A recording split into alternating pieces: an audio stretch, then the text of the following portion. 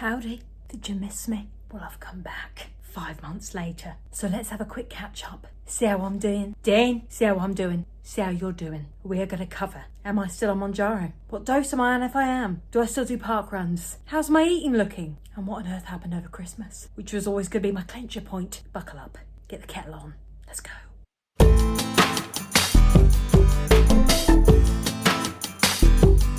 First of all, let me say thank you millions to the several of you that on my little short videos that have popped up that have said things like, when are we going to see a new video? When are we going to have a good long form one where we can have a good chat, get into the nitty gritty bitty? It has been a while. I didn't realise it's quite been 5 months. That did shooketh me. But it needed to happen. We had a lot of change going on. So let's go through that. So at the time I was able to do those YouTube videos quite often, I was freelance. I mean, I still am freelance, but I had a lot more free time in the sense of it was like my own time. So I could do bits of work here and there. Now I have got an element of that now, but it is a bit more structured. So I'm with a new company. It means I travel around a lot. And it just meant that in the whirlwind that was all of that, along with the Christmas season approaching, 5 months ago, was it really the Christmas season approaching? Where were we then?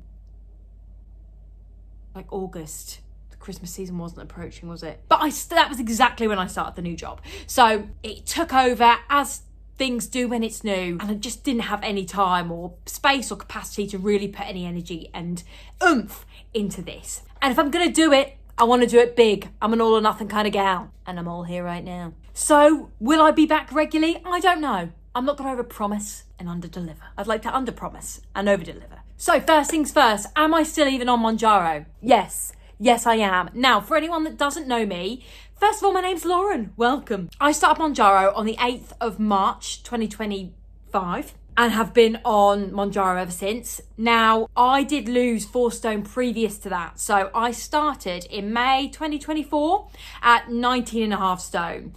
I managed to lose 4 stone by myself, getting myself down to around 15.5 stone, 15 stone by the December 2024. And then Christmas came and I just started to gain that weight back really, really quickly, quite rapidly. I just couldn't get my head back in the game, which is why I then started Mounjaro on the 8th of March 2025. Since then, I was then able to lose another 4 stone. So that gives our second update of where am I up to weight-wise. So last time I spoke, I was at 12.5 stone, which was 5 months ago. I am now at 11 stone 6, which I'm absolutely thrilled about. I couldn't believe it when I hit that 8 stone marker. I actually did a little short video. Don't know if you've seen it. I might link it somewhere if I can. But I was at my parents' house and my dad had a 25 kilogram bag of coal and was like, that's half of 8 stone. 8 stone is 50 kilograms. That's half of it. Go and lift it. See how it feels. Half of what you've lost. And I could barely lift it. And it was such a shock that I could barely lift half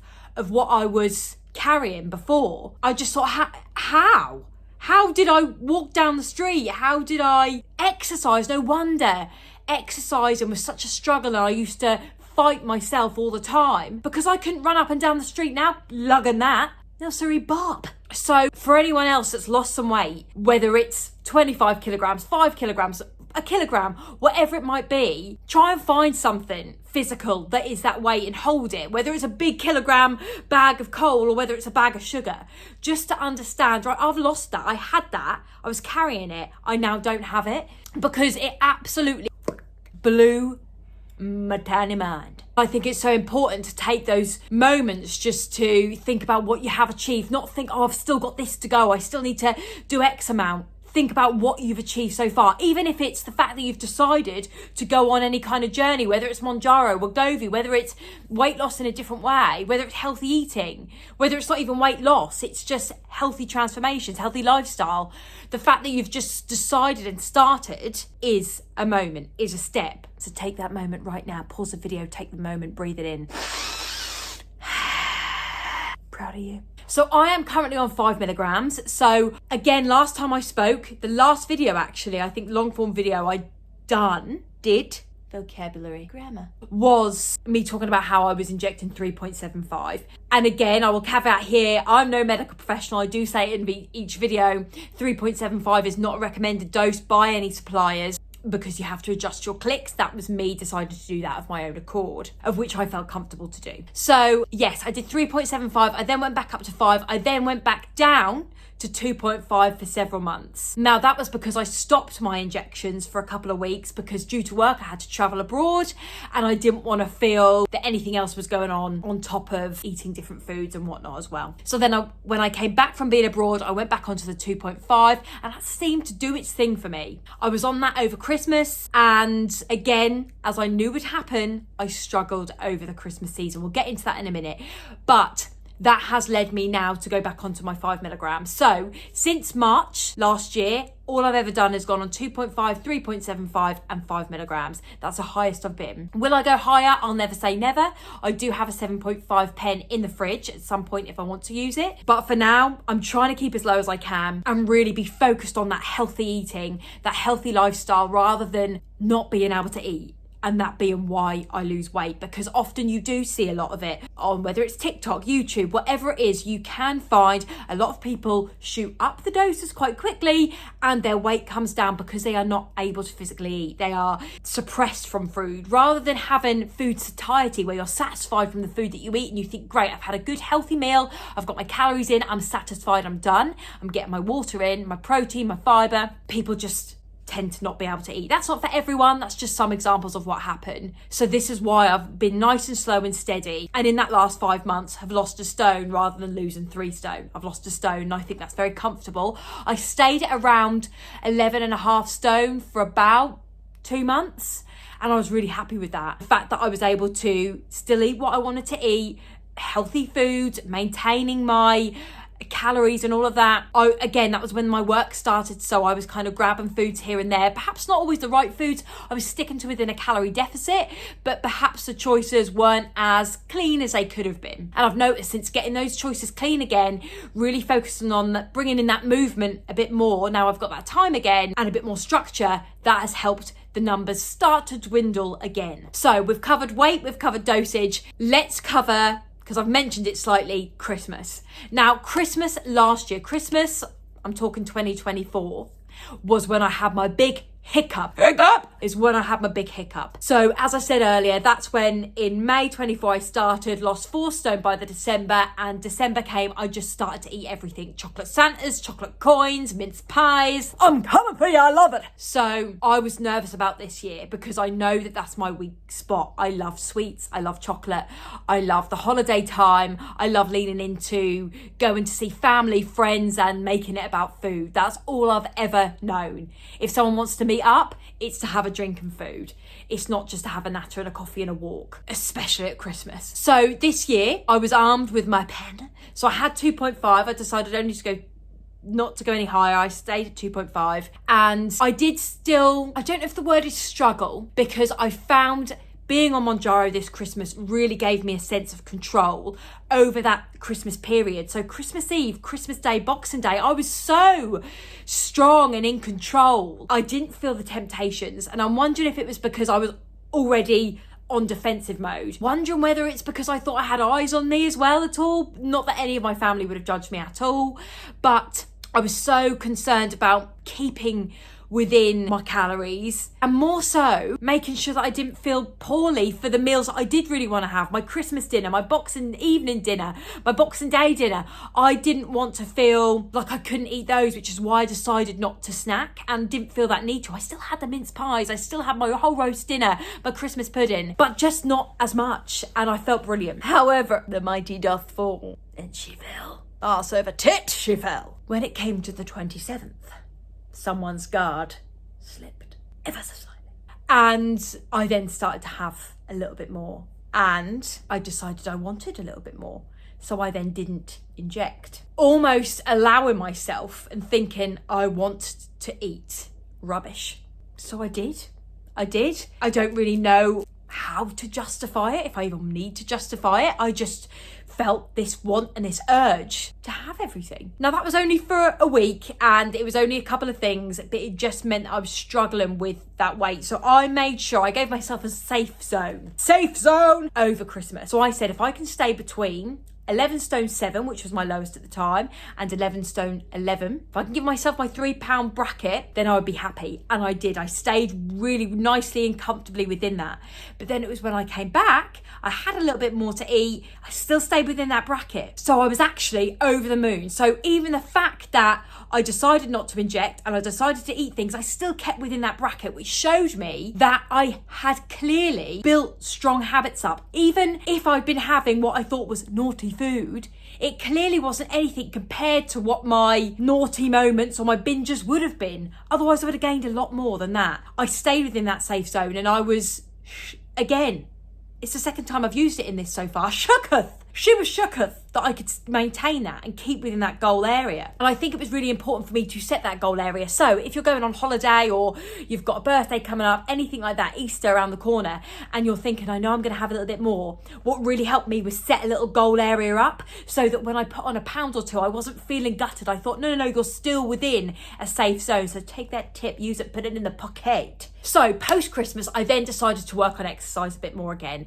I got straight back into my park runs. So do I do park runs? Let's answer that question. Yes, I still do. I went on the first park run back after Christmas. So I think it was like the 30th of December. I went straight on a park run then. Felt great. I don't think that was a park run, actually. I think that was just me and my other half running around here, actually. And then the first park run back in January, I did that on the 1st January Saturday back, which was brilliant, and I've done it ever since and felt great from it. So I think, again, park runs aren't about the time, it's about going out and doing something you enjoy. Now, when I was first doing a 5k, I think I was doing it in about 45 minutes.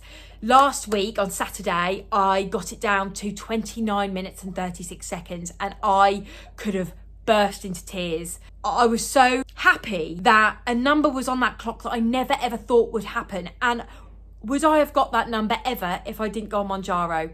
No. Because what Mounjaro's given me, yes, a lot of people say, yeah, but you lost 4 stone before, maybe you could have just carried on. It wouldn't have happened. It would not have happened. Mounjaro was that tool to keep everything else just at bay. And I've done other videos sharing about why I decided to do this when I'd already lost the 4 stone. And if you've got any comments or concerns about that, give us a little comment down below and I can answer it. Also, by the way, like, subscribe. I haven't said that yet. I'm out of the loop. I'm out of touch with this. The fact that it's enabled me to focus on fitness has been amazing, because in my bigger body, my ankles would hurt, my back would hurt. Of course, because when I tried lifting that extra bit of weight, half of the extra weight that I'd lost, I couldn't do it. I was in pain holding that weight. So I find when we're in our bigger bodies, we beat ourselves up for not being able to run, not being able to move, feeling judged because other people will look at us and go, well, why doesn't she just move? Not realising that we've got ourselves to that point where it's painful, it's agonising. And if we actually do that kind of movement, we will damage ourselves more. I went arse over tit on my ankle back at 18 stone. And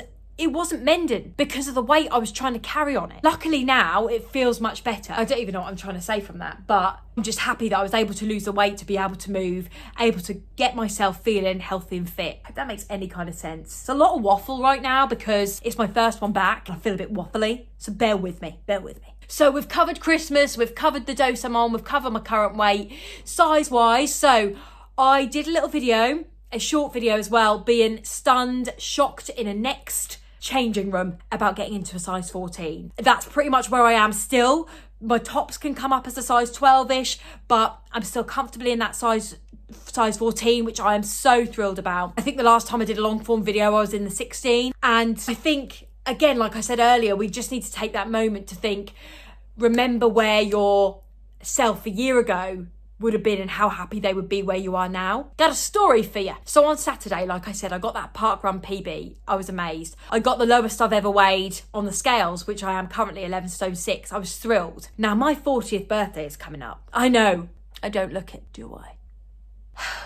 It's coming up in March, and I've been scouring for a jumpsuit, a dress, something fabulous, so that I look fabulous. I want to show off, and quite rightly so. And I found one dress that I thought, this is great. It was from a boutique, 230 squids. I found it on Vinted, 55 quid, getting my basket. It was advertised as a 12 to 14. I said, which is it? She said, I think it's a 12. I said, I can get some fat pants and hope for the best. Get me in it with a hot spoon and some honey.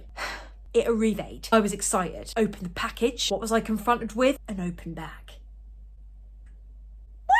Now, yes, I've managed to lose 8 stone. And yes, I'm a size 14. But is my back ready for an open back? Ready to be seen by the masses? Ready to be accidentally caressed in a fold? No! I have to have surgery to have that lifted and moved. Still got bakeries going on back here. Don't look at it! So already, I was pissed, to say the least. And I thought maybe I can get away with this. Maybe because I have my hair down, long at the back, maybe it will cover. I then look at the label and think, is it a 12 or was it a 14? It was a 10. It was a 10! Why? I had determination. And I thought, Lauren, you got a PB today. Let's give it a whirl. Does it matter that it's a sequin and has no stretch? No, let's give it a go. So I put myself a pair of fat pants on. Squeezed into those bad boys. Hoofed it over my hips. Did up. Could I breathe? Doesn't matter. Doesn't matter. I looked at the back. It was like a scene from Ghostbusters. It was like Slimer hitting the wall. It was just pouring out the back, longing for freedom. The rolls were just like... So what I should have done was gone, Lauren, it's a size 10. Doesn't matter. You're being stupid and ambitious. Take it off. Let's move on. Let's get the refund because it wasn't advertised as the right size. What did I do instead? Cried. I cried. But I cried from my chest. I really howled. I don't think I've cried that much since my hamster bunny died, but I'm not going to talk about that because I don't want to get choked. But I cried from my depths. I think my bumhole made a whistle. I cried that much. Because I thought to myself, no matter how well you've done, there's always something that's not quite right. And I felt shit. But then, of course, I turned that frown upside down and remembered last year Lauren would do anything to be this year Lauren. So buckle up your ideas, bitch. Am I allowed to say that on YouTube? Said it. And remembered I've come quite far and trying to squeeze into a size 10 was perhaps not what you should have done, you prat. But anyway, that's where we are now. So I'm still on my hunt for my dress or jumpsuit. I want to look disco. I want to look fabulous. If anyone knows any boutique places where I can be individual, I'm thinking sequins and faux fur. Maybe not. I don't know, colourful. Just list any down below.